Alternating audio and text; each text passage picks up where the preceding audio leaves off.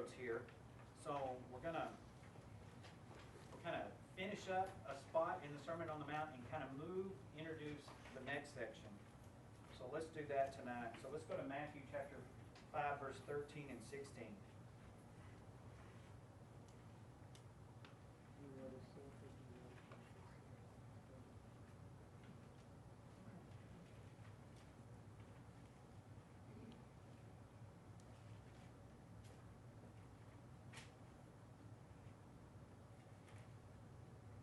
Who would like to read that for us?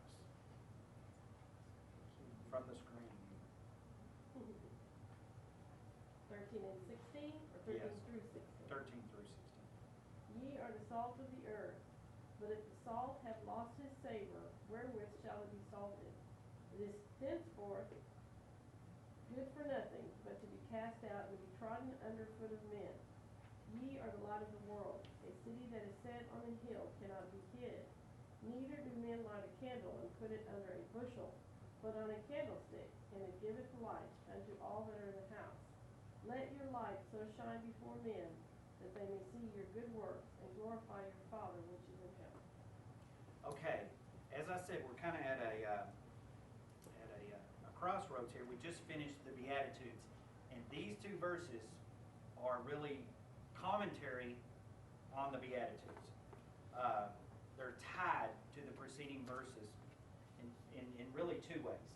Okay, and the reason you know they're tied, and I love language, so I guess that's part of why I dig into these things. But Jesus, as we noticed last week, he was speaking in third person for the Beatitudes.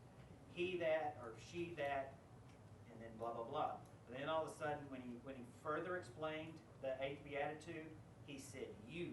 He's second person. He's talking straight to the disciples. And so when we read that, he's talking to us. We read it, you. And so he's continuing that in these next two verses. He's still in the direct you, the second person. And more important than that, one of the things that I think kind of in the commentary on the Beatitudes, I talked about the person who is poor in spirit and meek and these things. Or Jesus, I didn't say, I commented on Jesus saying, and then there was a comment, would receive this or would be this. So it's kind of implied that that this is the way this person witnesses to the world. It doesn't directly say it, that if you do this, you're a witness to the world, that you're my disciple. Well, in these last two verses, he makes that clear. It's not just implied that if you live this kind of life, Jesus just flat out says it, if you live this kind of life, you are my witnesses. Now, let's see how this works. I think we have to realize that when we see these two verses, because we're going to talk about light and salt, that for one thing, it's impossible to live out, what did we call these? The principles of the kingdom. That's what I've been talking about. And tonight we're talking about being the witness of the kingdom. So that's I'm kind of shifting gears and talking about the witness of the kingdom, but the principles of the kingdom are what we've been talking about. These are the principles of the kingdom, and we've talked about them being for now, not in some future time. So one thing I think we see, and what Jesus wants us to see, is that it's impossible to follow these principles of the kingdom in a private way. And what I mean by that is, if someone lives a righteous life, the life that's being talked about in here, it's really kind of impossible if they're actually living in the world for them not to attract attention. Because if you're living this righteous life that Jesus talks about, people are going to notice you. And for the most part, what we learn in the Beatitudes, they're going to oppose you, is what they're going to do. They're not going to say, look at that righteous life that Christian is living. Yes, that's the way to live. The world attacks that person typically. So it's impossible to be poor in spirit, to be mournful of your sin, to be a meek person, to be hungry and thirsty for righteousness. These are all of the Beatitudes. To be merciful, to be the peacemaker, the one that's always trying to make peace. It's impossible to do that in isolation if you're in this world. If you're living, you can go live in a cave, which is what some people have tried to do throughout history, which kind of backfires on you because fellowship is kind of the fuel of the Christian life. If we don't have other Christians to fellowship with, it's kind of like taking the fuel out of a fire. So the monks who used to go live in a cave and say, I don't want anything to do with other Christians, they kind of found that out. And so what Jesus is saying here, it's impossible to live out the principles of the kingdom and not be noticed. So these kingdom principles, the Beatitudes, lived out and diligently practiced in a sinful world, then constitute a major part of the Christian witness. And what Jesus is going to use these two analogies to say is that when you're living out the Beatitudes, that's your Christian witness. So, the conduct then of a disciple, and again, going back when we started talking about the Sermon on the Mount, there are people who say the Sermon on the Mount's not for now. We don't know when it's for. Maybe it was for the disciples right after Jesus left, and maybe it's for the future when we're capable of living that kind of life. You can't read these two verses and say that the Sermon on the Mount is not for now, because he says in these two verses, and what he's been explaining in the Beatitudes is, this is what a disciple of mine looks like. And so you can't argue that that Jesus is saying this is what my disciples should practice. Not just the 12, and then the probably few hundred others that are sitting and listening to this when he told it on the Mount, but every disciple. So you really can't deny that when you read this. And so I think Jesus maybe sees into the future and says, but maybe they will. Maybe in the future, people will think that I meant the Sermon on the Mount to be just for those I'm speaking to. Maybe I should make it clear to those in the future that I'm talking about all of my disciples living a kind of life that speaks to me. So what does he say in 5:13? Somebody read just 5:13. Ye are the salt of the earth. Oh. Yeah, 5:13, yeah. Ye are the salt of the earth, but if the salt hath lost its savor, wherewith shall it be salted? It is thenceforth good for nothing but to be cast out and to be trodden under the foot of men. Salt. You guys like salt? Yeah. I love salt. French fries. It's good for you. Blood pressure. You know, well, I read a long time ago that if you didn't have high blood pressure, you could eat all the salt you wanted. And I took that literally. And it's not been good, but I had this practice from the time I was about 16 when I had ketchup. And if any of you remember the movie, you can say it, but I won't mention it. I got it from a movie.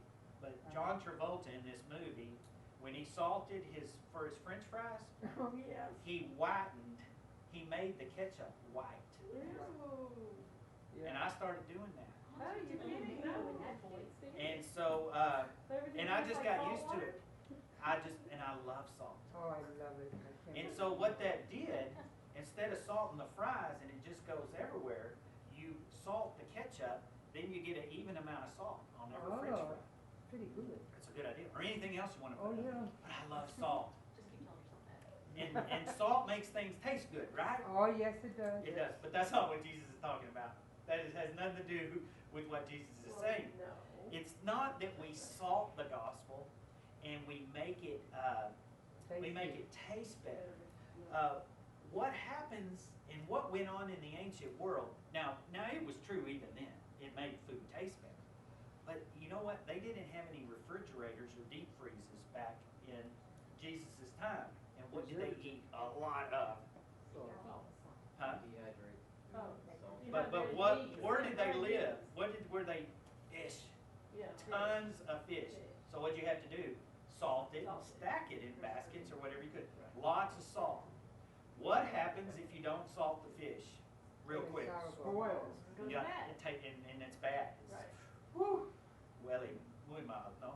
Yeah. It smells bad. So what Jesus was saying to these people, where was the Sermon on the Mount preached? Context is huge here. This is so cool. I may not even get to the introduction to the next one because this is so cool. Reuben knows, he's been there on the Sea of Galilee where all the fish for the whole country came from. And they knew you put salt on that fish as soon as you got it and you cleaned it, you salted the fish. If you didn't, the fish was rotten, rancid, actually very quickly. So Jesus is using this metaphor for his disciples. He's telling them that they are to be salty, in that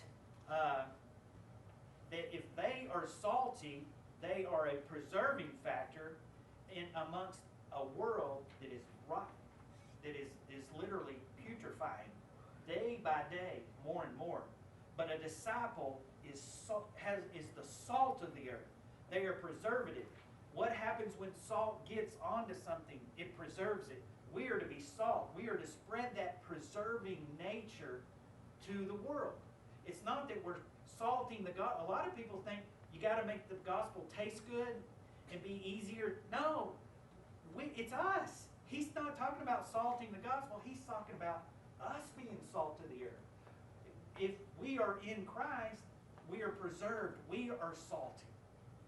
And so Christians have the effect of delaying then the moral and spiritual decay that's going on in this world. That is pretty cool because I don't know about you, but every day the world seems to be getting worse and worse and worse. Yes. This Amen. says that we have the ability to stop this moral decay that's going on around us. How? By conforming our lives to the Beatitudes. That's what it points back to. When you live a life that the Beatitudes speak to, you delay the moral decay in the world.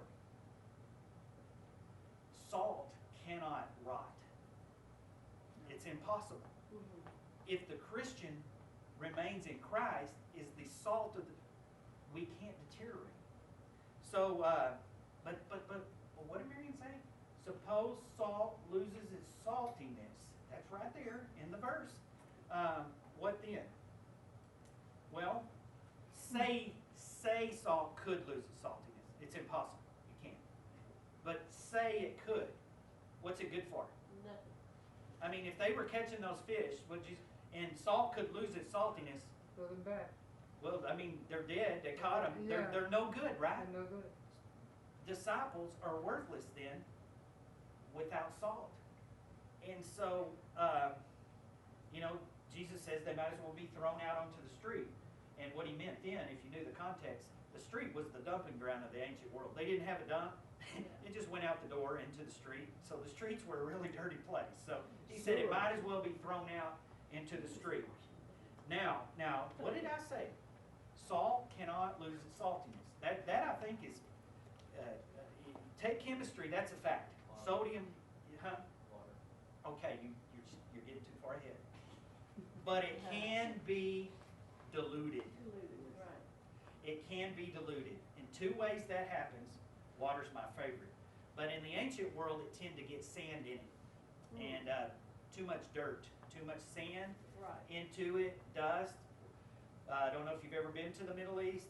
It's a dusty place. It's Lawrence of Arabia kind of thing happening, especially in the south. Sandstorms, whatever. You had to protect your salt. If it became too dusty, you can't get the dust back out. That's so true. It is. But I like the water. I like the water because you can use that analogy with so much that goes on in the Christian life. If you get water and salt, It's a you salt. can't, it's no good.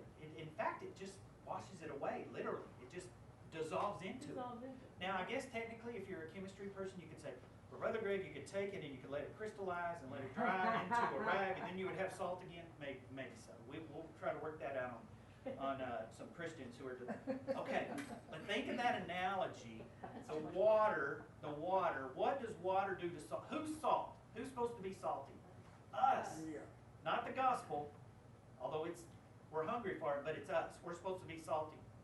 What happens when we begin to water down our message, our lives, Lose our our- morals? Lose our everything. Christian flavor. We lose our saltiness. Yeah. And you can't get the water back out. So once you begin to water us down and water down our faith and water down what we are, it's lost. And that's what Jesus is saying. Salt can't lose its saltiness. But what's going on here is it can be diluted. It can become contaminated. That's a good word. Yeah. Contaminated. Once we contaminate our gospel with dust and dilute our gospel with water, we might as well be thrown out into the street. So the purpose of salt is to fight deterioration, and so it must not be contaminated. So we've got to guard against that, because really, once the corruption starts, it's hard to stop it.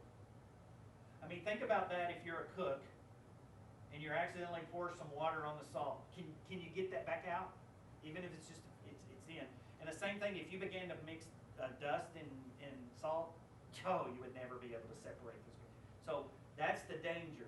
And that's where we are in the world today. We've so contaminated and diluted a lot of the message. That's what Christ is warning against here. Then the second metaphor he uses to describe the Christian witness is light.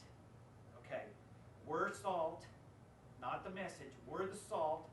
Christians are also the light in the world. But we tend to think of the gospel as being the light, and it's true, it is, but it's the light. It's the light in us, right? Where has the gospel ever gone without a human being taking it? Nowhere. It's the light. We are the light that Christ uses. So, so if there's light, there's got to be darkness. I mean, how would you know it was light if you didn't know darkness? So what is being implied here is that there is a shroud of darkness in this world. So Jesus talks about two sources of physical light. What are they? We can read 15 or chapter 5, 14 through 16 again. There's two kinds of light Jesus talks about.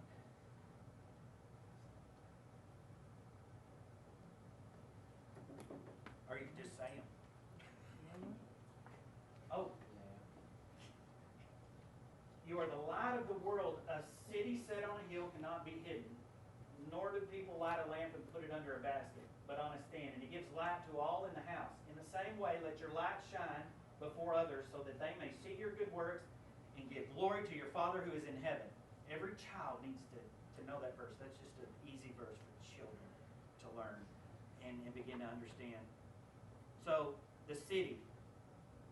Again, just like the salt's misunderstood, the city's been misunderstood. No, you would say, I've read commentaries that say what Jesus is talking about is Jerusalem, and when you go to Jerusalem, it's high. It's not high by our standards, but when you're down at sea level, it's a high.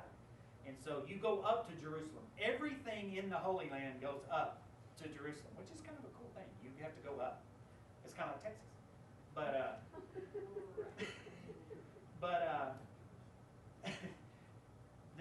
the biblical commentators have thought that meant Jesus meant, oh, the city on a hill is Jerusalem and it's the light of the world. No. I don't think so. No. I think I know what he's talking about. Have you ever been, well, I think for the most part, most people, maybe these commentators live in big cities or in an industrialized world where we have thousands and millions of watts of electricity at our disposal, and they've never really truly seen darkness.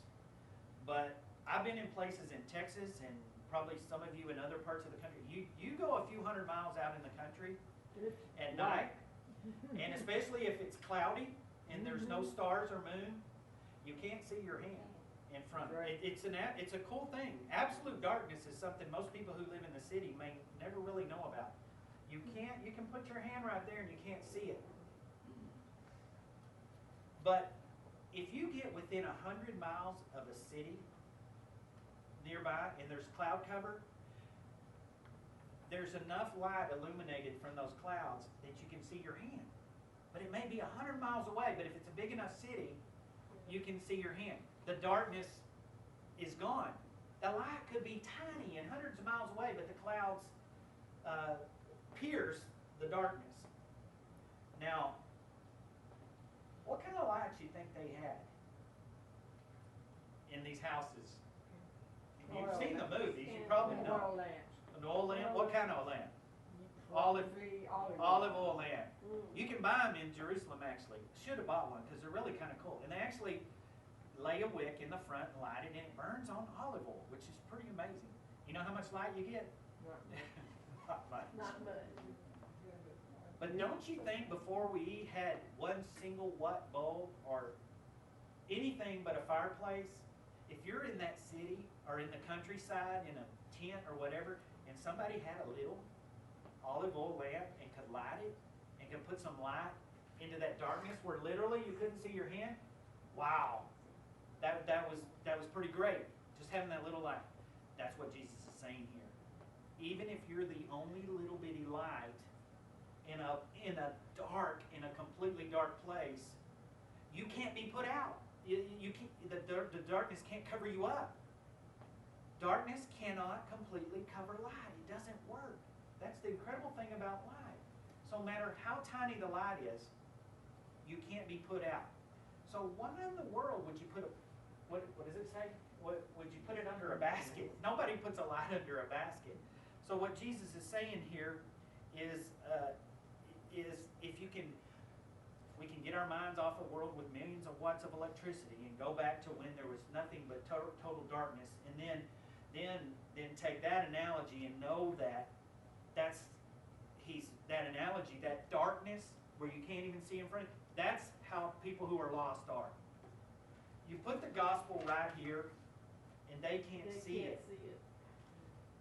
But if you give them your witness by living out, that's what he's saying. He's giving you the Beatitudes. If you will live out the Sermon on the Mount, if you can live out these 8 Beatitudes, even in a completely dark place where you can't even see your hand in front of you, you can't see the gospel right in front of you, you will illuminate the gospel. That's when you become a light, a city on a hill. And so that's what he's talking about here. So he's saying, in the same way that a little bitty light, whether it's an olive oil lamp or a fire, whatever, let your light shine before men. But he adds this, that they may see your good deeds and praise your Father in heaven. So, this type of light is not, I see no church proclamation here. This is talking about the life you live. This is not the church sending out a message. This is the people of the body living out a lifestyle. That's what he's talking about here. Yes? And how come I've lived 3.5 years like that with this man and it didn't make a difference? I know. You don't know that yet, though. You No. still don't know that. You still don't know that. Until the trumpet blows for any one of us, there's still an opportunity. Amen. And so, but it doesn't. This is the gate is wide. Is that what it says? Yeah. What is it? The gate is what? Narrow. It's a narrow gate, and what should break our hearts is that Jesus says the gate is narrow. Very few will enter that gate, and I don't say that with any amount of pride whatsoever. I thank God every day that I have a relationship with Jesus, but that's the only real one I can control. I can teach and share the gospel, but the only one I have control over is mine. Yourself. And that's the only one you can control. And I think at the end of the day, I say this a lot, at the end of the day, when you hit your knees, or lay in the bed, however you do it, and you pray to God, what He is most happy about is the fact that you have a relationship, you and He. And all the other is extra, really. That's what's most important. I've seen people, even in the ministry, burn themselves out over disappointment in others and not being in their mind that they can't convince others, and they lose their way. I realize it's not up to us Yeah. to convince others, it's up to the Lord, it's up to God, but ultimately. What I think too happens, and we don't see enough of today. I like church history and reading about church movements in the past, and we have some great ones in the last 400 years.